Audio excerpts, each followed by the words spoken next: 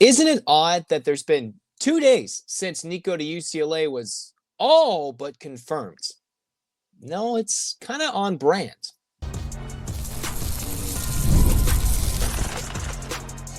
You are Locked On UCLA, your daily podcast on the UCLA Bruins. Part of the Locked On Podcast Network, your team every day. Welcome, everybody, to this edition of the Locked On UCLA podcast. I'm your host, Zach Anderson-Yoxsimer. Thanks for making this show your first listen each and every day. It's free wherever you get your podcast, and it's available on YouTube. Like, comment, subscribe, download. Thanks for your support. It's your team every day. And every passing day, you keep wondering, is Nico coming to UCLA? Now, this would be a crazy turn of events if it doesn't turn out to end up happening, but the initial report from Colin Cowherd, Bruce Feldman, was then followed up by reports like Pete Nakos of On3, and then also, I believe, Chris Lowe of ESPN, saying actually it's not exactly finalized. So there's been no official confirmation.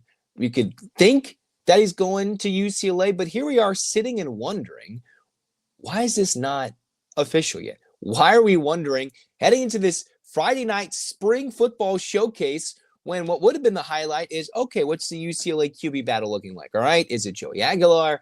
Is a youngster stepping up? Is it just a fun event to show UCLA to the public on campus, to the fan base during spring break or the beginning of spring break for the majority of people in Southern California? Cool. But now, with Nico to UCLA floating around, you're like, okay, we can't really watch the offense. I'm not sure they'd showcase anything anyways on Friday. But how long are we going to wait in limbo for the situation to play out? Now, was it maybe a little forthcoming for some to be like, hey, okay, Nico to UCLA confirmed. Okay. But now we're just left confused. Why is this playing out the way it is? Well, if you know anything with how the Madden recruitment, his younger brother, played out to UCLA, how Nico had a long, drawn-out process with Tennessee, how this reportedly went on in the offseason early on, right after the playoffs, with the potential of, I'm not sure if it's true about the sitting out, but the potential for more money then, the claims by the Iamaleava family or his camp that, especially his dad, Nick, that they wanted better offensive linemen, better receivers, a better offense, where unfortunately, if you look at the numbers for Josh Heupel, he had one of his, not worst, but lesser statistical seasons as a coach with his offense with Nico at quarterback. Not that means it wouldn't be a fit for UCLA to go get a guy like Nico at a reduced rate to improve what they had right now, but it's just been a unique, odd situation playing out with still no end in sight. Like, how is UCLA sitting here looking like, okay, with the reports that there's nobody in the market. Like, there is zero market according to some Power 4 anonymous general manager, right? Like, what are you doing waiting here? Obviously, I think I've seen the number of 1.75 million in the NIL, way less than what he was getting at Tennessee, and way less than he reportedly wanted, the 4 million. That's a reduced rate. Okay, I'd take that. But why are we sitting on our hands and waiting for this to play out? At some point, unless Deshaun Foster is that desperate for a splash, which would be unique, I said, okay, let his actions speak louder than his words. Can we just let this drag out even longer? Some teams have already flip-flopping quarterbacks. Joey Aguilar certainly has to be on the phone, or his representation has to be on the phone figuring it out, right? Because he can't be like, am I in the portal? Am I not? Am I at UCLA? Am I starting the spring game? Or am I leaving before the spring game? How does that feel if you're a UCLA quarterback, specifically Joey Aguilar? Now, maybe Nico to UCLA wasn't fully confirmed and they were in negotiation. It was an offer, and we're like, okay. But it's weird that's like, okay, he's coming to UCLA, but he's still the top available transfer portal QB, top available target in this spring window.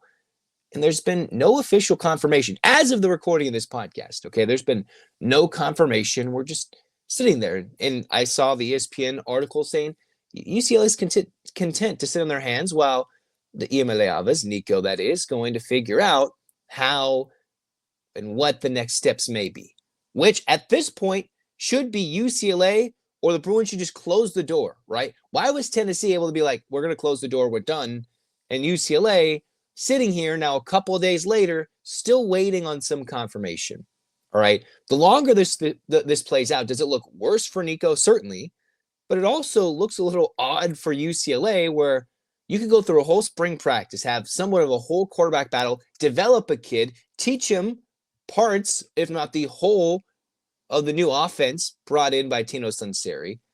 And if you let this play out, you're going to pay a lot of money to a kid that has not come in and taken any reps with the new offense and hasn't met any of the players for spring practice.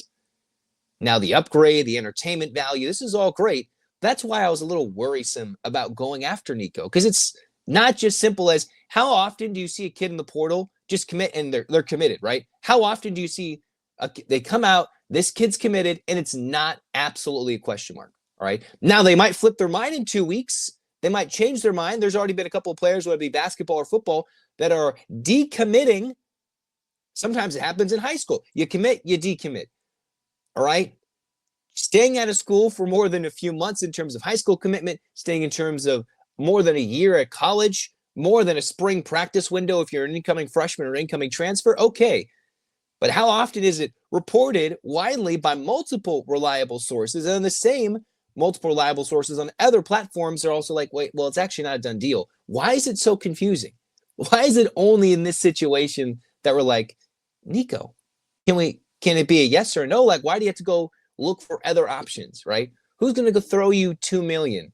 And I guess the jokes are too, right? You look at the taxes that you have to deal with in the state of California versus what you had to deal with in Tennessee, and you're getting a less rate for what people are going to consider a lesser team from UCLA to a playoff contender last year to Tennessee. But if you're going to make the splash, like, let's close the deal. Let's sign this bad boy. Make it happen. Don't let it draw out as long as possible, because Nico is still trying to break this image that has been placed upon him, fair or not, whether it's from his family trying to influence him, whether it's him actually wanting all these demands. I doubt that. If he wants to go be the man, like, let's sign this deal and make it happen, all right? It's already out there. It's been teased for a few days since this whole situation started playing out at Tennessee, UCLA. Okay, interesting. They're getting closer. They're getting closer. Deal, actually, no deal. I don't know. I'm not Howie Mandel. We're not closing the box. Either hit the button or go find another case, okay? Like, what are we doing here? Why is it so confusing and still so on brand for this situation, all right? It is not official. It is a potential commitment, as I titled the last UCLA episode when I talked about Nico a couple of days ago, potential. It looks likely, it's leaning, but in this situation, you can never, until it's signed in paper and Nico is on campus, I guess, believe that he's coming to UCLA. That was the case for Madden, and his high school teammate Jace Brown ended up signing to Arkansas. And until Nico is on campus, they've released something from one or both sides. Even, I think, former high school teammates were like, oh, look at him coming to UCLA. Still left in wonderment. Maybe they're trying to negotiate an extra NIL deal. What's the future look like? Maybe UCLA sitting there like, if we're going to go through this headache of having you come here, maybe we're going to be the first school that's going to sign you to a multi-year deal that keeps you at UCLA, right? Maybe that's something the Bruins are trying to do. We'll give you a reduced rate, but we'll give it to you for 2 years so you don't play this game with us in the offseason, or you don't just do this again in a week, right? Like this, it's a little frustrating. It's dynamic. Nico represents some excitement brought to UCLA football, publicity, good or bad for all sides involved. But let's close this. Let's just end this saga, have him be the QB, let him battle for QB1, let Joey Aguilar decide what his future is like, whether it's at UCLA, ending his college football career, or going somewhere else to play, and let some of the youngsters decide if they're going to stay at UCLA. Like, Tino's got to teach. If he's a QB guru, let him whisper to QB1, whether it's Nico or somebody else, and we can go on and be like, okay, the Bruins are going bowling with Nico, right? We could, boom, let's say that. And we're still waiting. Like, sign that bad boy. Speaking of signing some players that are available in the portal for recruitment, Mick Cronin has some options available, some decommits, and some players he's tried to recruit before are in the portal at positions of need. Let's talk about that next on Locked On UCLA. Did you know your Fire TV is also an Xbox? Turn any TV into your gaming and entertainment hub with Fire TV Stick 4K devices. There's no console required, and just grab your paired controller, subscribe or sign in to Xbox Game Pass Ultimate with EA Play included, and you're ready to play. Dive into hundreds of premium titles from EA Sports College Football 25, Call of Duty Black Ops 6, and you can stream your favorite TV shows as well. It's gaming made simple, all on your Fire TV. Oh, check about this. Endless entertainment with 4K streaming, more than 1.5 million movies and TV episodes from your favorite subscribed services like Netflix, Prime Video, Disney Plus, Max, and more. This is why you want to get in on this. Head to amazon.com/FireTV Locked On. Again, that's amazon.com/FireTV Locked On to get started. Xbox Game Pass Ultimate subscription and compatible controller required. Available on select devices, including Fire TV Stick 4K in the second gen, Fire TV Stick 4K Max first and second gen, and the Fire TV Cube third gen. Don't miss out.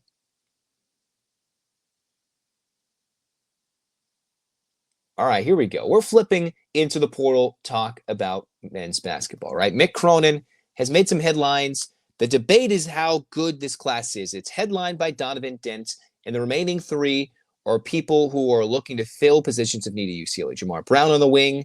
You mix in Steven Jamerson, Xavier Booker in the post. What can the Bruins go get? There's still a spot or two available. Another player or two could head into the portal. Who knows what it looks like for Mick Cronin? But I thought it was unique that there are some players of interest that I think, whether it be personality and effort, whether it be scoring ability and players that Mick Cronin's already looked at before, or a unique big man that could represent, hey, why not UCLA take a flyer on this kid? Let's start with Andrei Stojakovic. All right. Now, there's not necessarily any, momentum towards a move for him, but Stojakovic in the last day has entered the transfer portal. I believe I saw from Joe Tipton him on 3. He is heading to the transfer portal after going to Stanford, after going to Cal. These are Stojakovic's numbers in the last couple of seasons in college at Stanford and Cal. All right. So in his freshman year as a Pac-12 player at Stanford, he played 32 games, started 10 games for the Cardinal, averaged just under 8 points per game, 3 rebounds, an assist, and was a decent defender. Shooting numbers were all right, 40% and 32% from 3, 41% from the field. Then at Cal, started nearly every game, played in 29 of them, turned into an 18-point per game scorer. His shots increased. His shooting percentage increased. His three-point numbers were okay. He made a little bit more, took an extra attempt per game, but 32% is all right. His free throw shooting improved as he got to the line more, led to more scoring.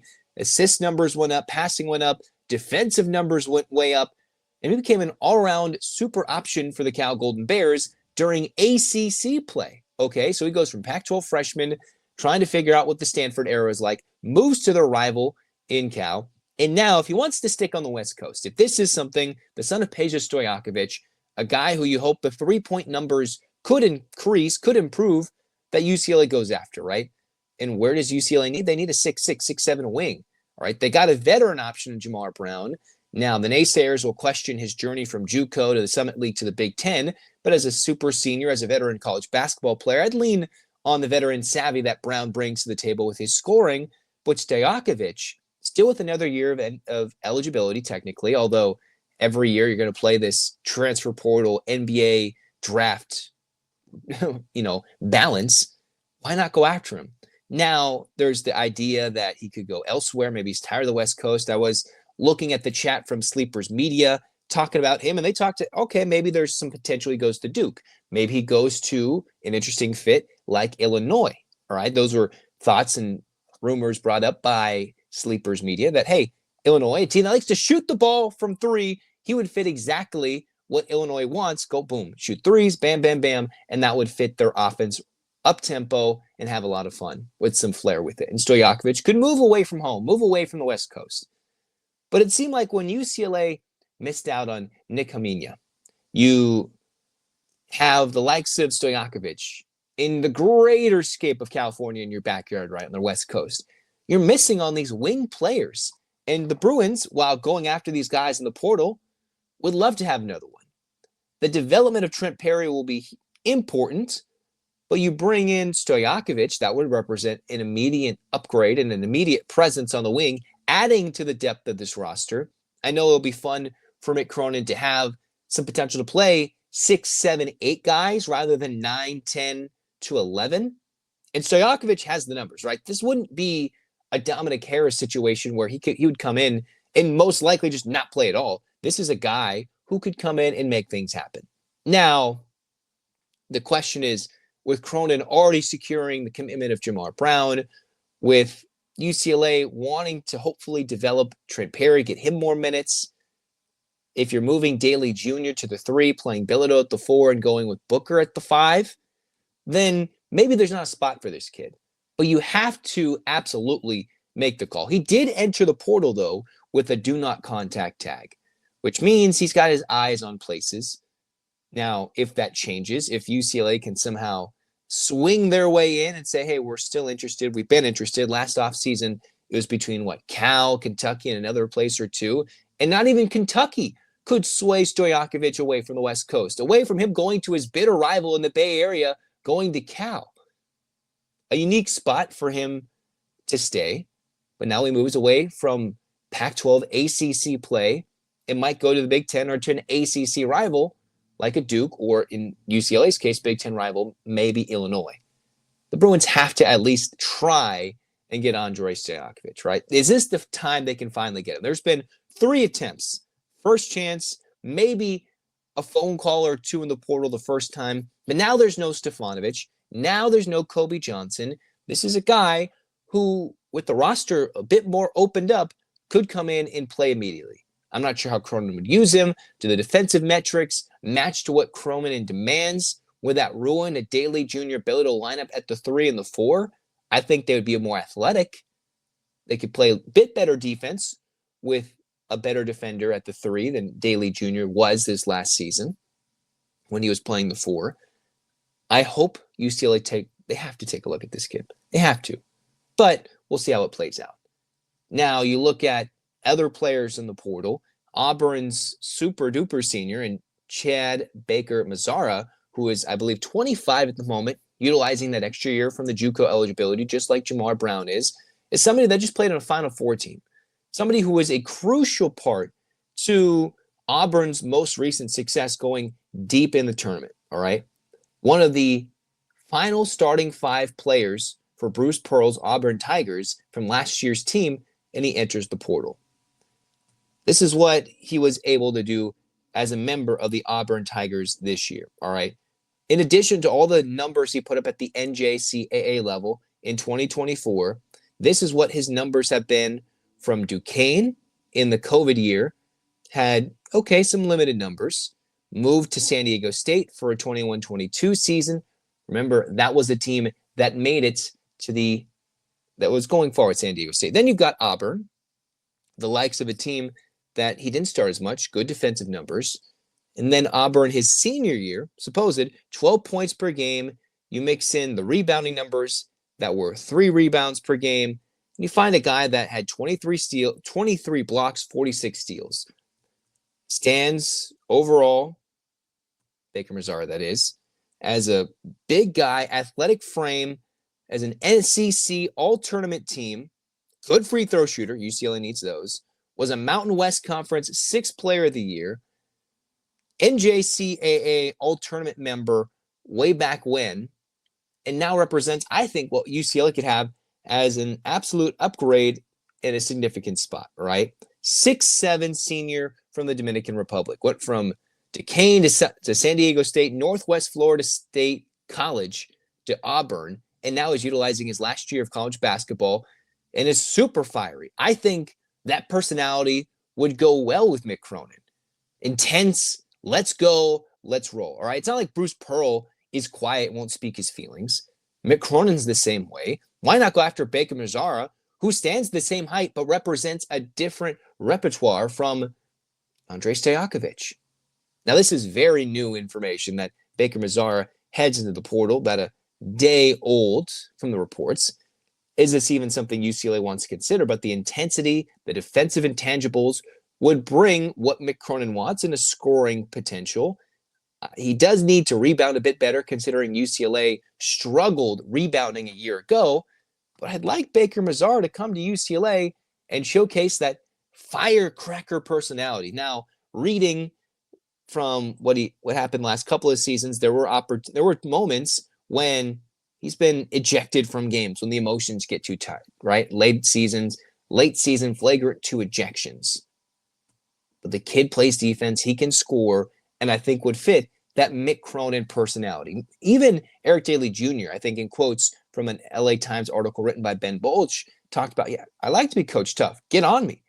And if you're coming from Bruce Pearl, the SEC, you know the toughness is there. A team that made it deep in the tournament, if he wants to go somewhere else, hey, let's come to the West Coast, come to UCLA, and give them that 12th banner. All right, that would be a fun spot. So two guys, 6'7", scoring, West Coast, Stojakovic, who might be looking to go away from the West Coast, Baker Mazara, maybe wants to go west. All right, no rumors necessarily either way. They represent different abilities, different potential, but why not take a flyer on one, if not both? The Bruins have already done that before on Stojakovic. Baker Mazara will represent something different. Now, who is this 7-footer UCLA should go after? Let's take a look at someone who just very recently decommitted from ASU.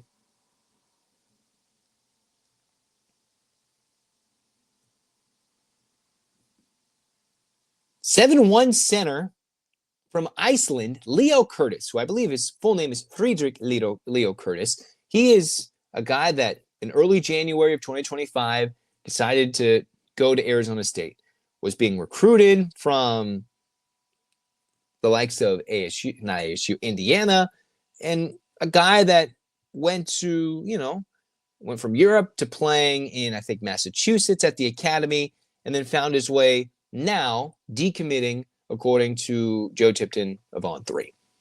This is a guy that if you're like, okay, Indiana's going after him. Now, this is obviously under the previous regime.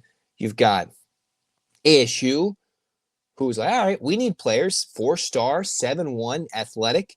This is what he had to say about what in an article, a Q&A written by perspectiveinsight.com, been in the States for about a very short time. Started basketball when he was 17, bit of a soccer player, but he's the first one in his family to play basketball. And in his mind, he's a versatile player that can stretch the floor, shoot, dribble, finish, and pass. All right. The funny thing is, in this Q&A that was written, trying to see when it was written, back in October of 2024. All right. So very new to the States, started in Boston, got recruited by ASU and went there. He visited ASU, liked the fact that it was warm. Cool. But one funny thing, I'm trying to find it in this article, this Q&A, that when he wanted to figure out what team he wants to go to, right, he decided, okay, what college programs would he like to hear from? There's not any specific program. This is his quote. Are there any college programs that you'd like to hear from? That was the question presented to Leo Curtis. This is his quote. Not specifically, but I'd like to hear from the bigger schools. And goes on to list Duke, Kentucky, Kansas. Well, we can take that as a slight that UCLA's not on that list. He says, but I don't have a dream school. We can see where his mind's at. That if he wanted to go to a bigger school and he starts off with committing to ASU, that maybe those are some of the schools, the Duke, Kentucky, Kansas, that have maybe reached out. Or I think UCLA is much closer to that list than ASU is, certainly under Bobby Hurley. Why not go reach out? A 4-star in the class of 2025, a class that has 0 recruits at the high school level for Mick Cronin, 0 commits. And this guy just decommitted. And where does UCLA have a lot of availability? Well, you brought in a couple of transfer bigs, bring in a youthful one, and see how it plays out. Why not have multiple options? The thing that I am a little hesitant on is he's talked about, all right, he wants to finish on improvement to the rim. And then I saw that in this article, he talked about how he wants to be used like a modern big. All right. I saw that I want to be used like a modern big. If anything tells that Mick Cronin's playing the way he uses his playing time, the way he sets out with Adai Mara as he had the last 2 seasons before Mara committed to Michigan, Mick Cronin does not use modern philosophy of the big man. Does not have a big man that can shoot the stretch 3. He doesn't even use the big man in modern college basketball, which is still back to the basket dominance in some cases. Zach Edey was very dominant winning the Wooden Award the last couple of years. And here you are, Leo Curtis, who wants to be more of a modern big man. That's where I think the hesitation could lie in his potential recruitment to UCLA. And that's the problem when you look at these guys that aren't desperate for new homes, that aren't in the portal. A youngster who's maybe a bit more finesse, where Cronin wants more physical, big man, tough personality, physical traits. that while I think Curtis could be a fun fit, a unique project for UCLA, a different dynamic from Jamerson and Xavier Booker, that's where he would maybe not look at UCLA Mick Cronin, and why it hurts where if these players coming from Europe, they look at the Nikola Jokic's of the world, they see these finesse 7-footers who can stretch, right? The Danny Wolfs of the world who go from Yale to win a tournament game, go to Michigan to win the Big Ten tournament title and test the NBA draft waters. That's the type of mentality they have, right? They see the Victor Wembanyama's. They see these big men who can do it all in different ways. And I'm not sure if Cronin is ready for that. That's not a player he's typically recruited nor been able to develop. And the best one he's had lately, Diamara, as we've seen the various reports, whether it was the change, the demands, the money, whatever it might be, it didn't work out with their most prized possession in the post in this most recent team, which was Diamara. Didn't work out. That's what scares off these big men, I think, from committing to UCLA. And then you see Devin Williams just heads into the portal. Last successful team UCLA's had started a 6'9", 6'10" big man in Dembona. Extremely athletic. Great defensively, went out of foul trouble. Still growing product in the NBA as an offensive player, but still, I think, was also undersized from his listed heights, Dembona. Elite athletically. And yet the Bruins haven't found a way to utilize 6'11", 7-foot big men in the post, whether they're modern or back to the basket. UCLA likes an undersized lineup, and that's, I think, a little problematic. But a guy like Leo Curtis, 7 foot 7'1", who wants to go to a bigger school, probably bigger than ASU, even when the question was posed that, hey, you visited ASU. I like the weather. Cool. Well, UCLA represents a bigger basketball school, good weather, and an open opportunity. It's just the hesitancy for most big men. Is Mick Cronin the place you want to go, or would you rather get stashed on the roster like Michigan, where they'll get multiple big men and utilize you, right? Like like Lendenberg, excuse me. And then you have the likes of Maurice Johnson Jr., and then you have the likes of Diamar, right? You have all those players all in the portal coming from various spots going to Michigan, and they're stockpiling the post. And UCLA is going more wing-oriented with the guard lineup and surviving at a very thin position at the 5. Why not get a 7-footer and add to that? Be fun. And we'll see how it all plays out. If Cronin's going to get another 1, 2, whether it's a high school commit, a transfer portal commit, we'll find it all together. In the meantime, hands up, Bruins fans. 8 clap time, baby. And 1, 2, 3, 4, 5, 6, 7, 8.